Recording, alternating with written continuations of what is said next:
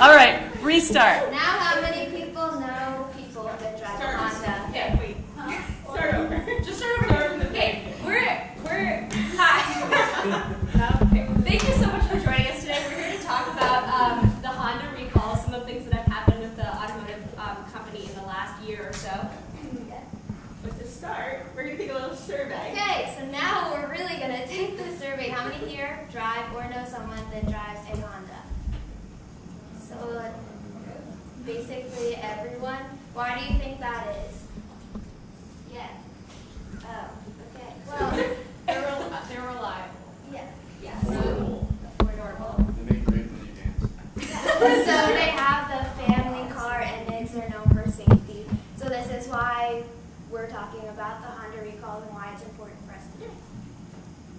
So a brief overview of what we will be talking about today will be, Hannah will be displaying the situation and explaining it and what went wrong, and then we will be talking about Honda in the media and how this affects the brand overall, and that will be presented by the lovely Lindsay. And then we will go into our root cause analysis where we will each talk about root causes of why it happened more in depth, and then actions that they have taken for damage control will be talked about by Rebecca, and she will also be sharing a story about why this is such an important topic to her personally and why it relates to us all today, and then whether they did enough, we'll be talking about that as a group. So some background information about Honda is that it's the 6th largest automotive company worldwide with a revenue of $122 billion. But they have underreported their safety issues and death and injury claims. So as a result, the National Highway Traffic Safety Administration, which is the NHTSA, fined Honda $35 million for underreporting death and injury claims, and also another $35 million for not reporting the warranty claims. So these are just some of the recent recalls in the past 8 months. It's not even all of the recalls that happened, but basically the CRV, which Rebecca will talk about later on, the 2015 and 16 Odyssey, the 2016 Pilot, and the 2016 Civics, which that's the picture of the Civic down there, and also the Takata airbag issue, which the group on Monday talked about also, is one of the recent recalls. So this is just a chart of overall, all the recalls over time, and you can see that there's an overall growth in the amount of recalls, which shows that Honda really isn't learning from their mistakes at all. And actually the National Highway Traffic Safety Administration said that Honda was one of the most recalled car companies of all time. So talking a little bit about how these recalls have been covered in the media over the past 8 months, these are just a few headlines taken from sources like CNN, the New York Times, Business Insider, a lot of other major car review organizations have talked about these issues as well. But these are just a few of them. They've recalled more than 1 million vehicles for multiple things and multiple defects. And obviously this is not good media coverage for Honda. They've tried to build up this image of a lot of the things that you guys said, of being family-oriented, of being reliable and safe. And clearly this is not representing that brand image that they're focusing on very well. And going off of that, this hasn't only deterred how people think of them, but it has impacted their stock market values as well. And so not maybe as significantly as you would like to see, but they are, as we said, the 6th largest car producer in the world. And so as you can see, this was taken yesterday from Google Finance. And so where they were a year ago is higher than where they are today in terms of their actual stock value. And you can see these really significant dips, specifically around March, which is when the Takata airbag situation started being revealed. There started being some significant issues, especially in relation to Honda vehicles regarding the Takata airbags. And then the really large Civic recall happened in July. And so you can see how the media covering these things actually is impacting their market value, and that's reflected in that as well. Lindsay, could I ask a question? So what was the uptick in September? Why did we see that remarkable uptick? I do know for a fact that that was a significant drop due to the very large Civic recall, around 350,000 vehicles. And quite honestly, the September uptick is not reflective of Honda necessarily, it's reflective of the car market, because September is a very large time for buying for vehicles. Oh, I see. And so that uptick in like around May, from where they plummeted a little bit, that's related to, there are big sales that follow Labor Day and Memorial Day specifically, and that's a huge time for buying vehicles before the next year's vehicles are released. And so that's actually what that uptick reflects. Great, thank you. And so now we're going to talk a little bit more about the root causes of these issues and why all of these things have been allowed to proliferate. So first of all, we're going to talk about the concern for image that I kind of touched on, how this led to the underreporting of safety issues that were being uncovered over time. Then initially response negligence, which allowed these failures to proliferate in their production of vehicles. And this is both on behalf of Honda executives and their underreporting of things that were discovered by employees or engineers, but also negligence by the NHSTA and the fact that they were not necessarily covering up, but not bringing to light some of these issues. And additionally, how supplier relationships, such as with Takata, led to increased liability on behalf of Honda. And so in terms of their concern for image, obviously, like we've said, Honda has built this brand as a safety-focused, family-oriented car company. And so they've had a lot of safety-conscious advertising previously. They have their Superior Safety campaign, as well as their hashtag Thumbs Up Safety initiative, which encouraged people to buy Hondas with the idea that they are safe. They've produced safety-centric apps also in some of their other international demographics as well. And so clearly they were trying to cover up these things because if they're promoting themselves as safety conscious, but millions of their vehicles are being recalled and people are dying or being injured, they don't want to report those death and injury claims in response to obviously the fact that that doesn't make them look like the brand they're wanting to promote. So executives therefore had a hand in not correctly reporting this information, covering it up completely in some instances, but then ultimately trying to say that they just didn't do it correctly due to system failures, which Rebecca will talk more about later. All right, so building off of what Lindsay just said, the response negligence by Honda executives themselves was obviously a really big problem. They were told of issues starting in 2011, but they didn't take any action for 3 years. And when they were accused of this, they blamed data entry and coding errors. And so the way that they said it is that all of their data entry had to be entered in a specific manner. If there was any alter from that, it wouldn't be filed as a claim. And so they were blaming human error, but they were also blaming computer systems instead of taking, more of a, okay, we're trying to cover ourselves up because we want to continue our reputation as a family-oriented brand. They're blaming these coding errors, which is kind of something similar to what Wells Fargo was doing. Where was the data entry and coding actually performed? Was it outsourced? Was it done inside? It was done inside, yeah. They was have it in like Japan, or was it done in the United States? Or in the United States? Well, I'm sure it was done internationally for their international retail as well, but we were doing specific research on North America, yes. And so they were saying at their headquarters where all their data analysts are, who take care of these coding issues with claims, that it was internal. So going off of what Lindsay and Rebecca said, the NHTSA were being careless with how they reported and addressed the negligence by Honda and also other car brands like GM and Toyota. And so they've been criticized for failure in identifying these problems, and they've been delaying responding and were reluctant to take legal action against automakers. And this is a big deal because the NHTSA is kind of the agency that's for the people, and their whole creation was based on keeping the drivers safe and keeping the people on the road safe, and they were negligent in doing that. So Honda wasn't really held accountable by the bigger organization, and so we can see this because they were aware of these defects in 2012, but they were not reported until recently.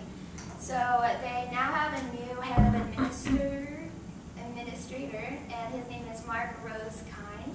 And he says today's announcement sends a very clear message to the entire industry that manufacturers have a responsibility for the complete and timely reporting of this critical safety information. So you can see that they're taking steps now to be the strong force that holds automakers accountable now. So another cause we had was supplier relationships caused an increase in liability for Honda, especially with the Takata airbag issue. It led to 8 deaths in Honda's vehicles, and basically the airbags would explode, and we have a picture of some of the pieces that went into some girl and ended up killing her. So basically when Honda puts in the airbags, they're kind of taking responsibility for what they're putting in their cars. You might not know what type of airbag you have in your car, but you know what type of car you're driving. So that's why we think that they are ultimately liable for that. And we have a quote down there that says, Honda is responsible for every part on their car and also responsible to report a problem with any part on that car also. So we just thought that was really important. So what is Honda doing now? So they are trying to work towards transparency because they were covering this up for so long. So they pledged to fully cooperate with the NHTSA and with their investigation. And then they also have said that they've improved their computer systems and they're providing employee training on how to properly input data so that there are no more errors to blame. And the executive VP of Honda North America has said that we've resolved this matter and will move forward to build on the important actions Honda has already taken to address our past shortcomings of early warning reporting. And so they understand that they made a mistake, but it was a really big mistake. And that's kind of where we're going to start our narrative. Ooh. So I handed out a handout. So why this is so important to me is because my car was actually recalled. I have a 2015 CRV. And this is what was sent home to my mom, saying that if I were to drive it long enough, that my speed control or my cruise control would set, and I wouldn't be able to brake. Unfortunately, I actually got into a car accident before this was sent out, so I wouldn't have known if my car needed to be fixed, how the procedure would go. I called Honda to make sure that the 2015 CRV was the one that was being recalled versus the other one that I have now.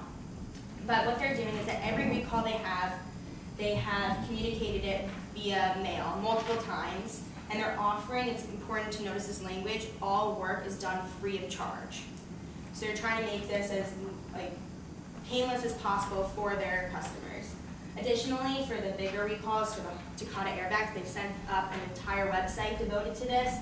So they send home notices, but they also have set up a website saying, if you drive this model this year, please click here immediately, we'll get you the assistance you need. Why does this matter? So this is my baby.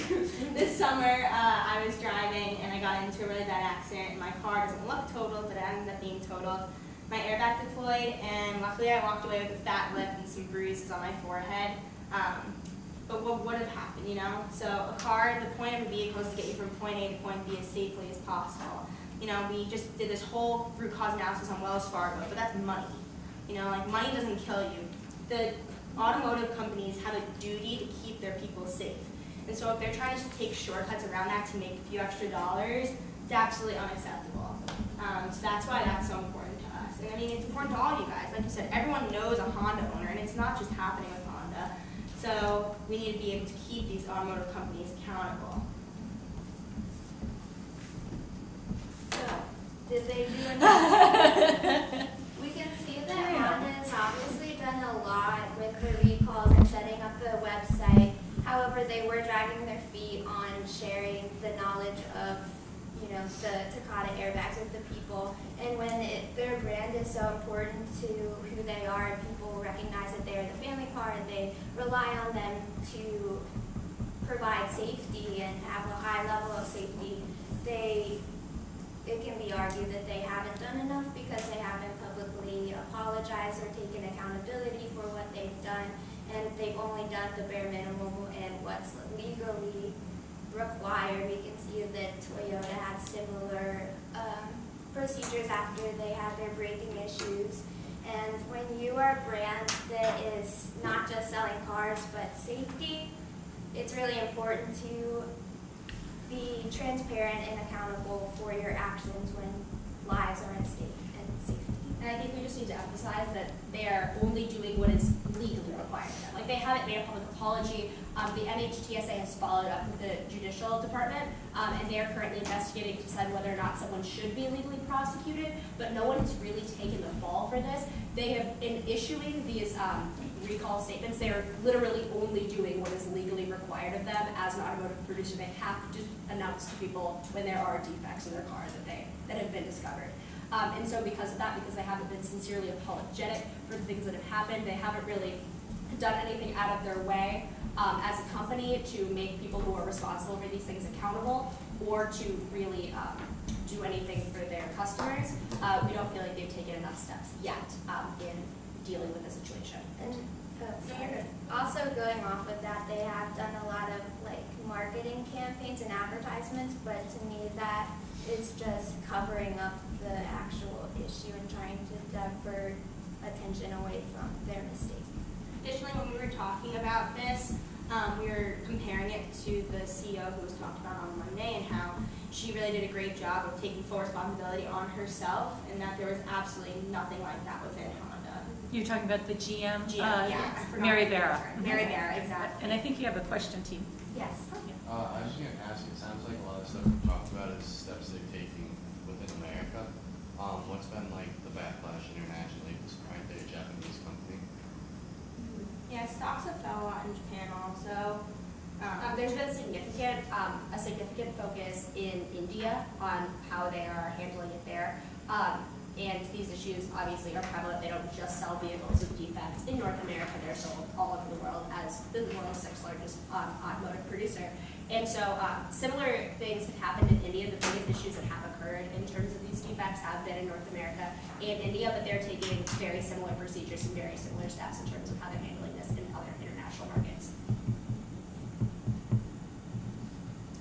Any other questions? Oh, I'm sure we have plenty. Let's go.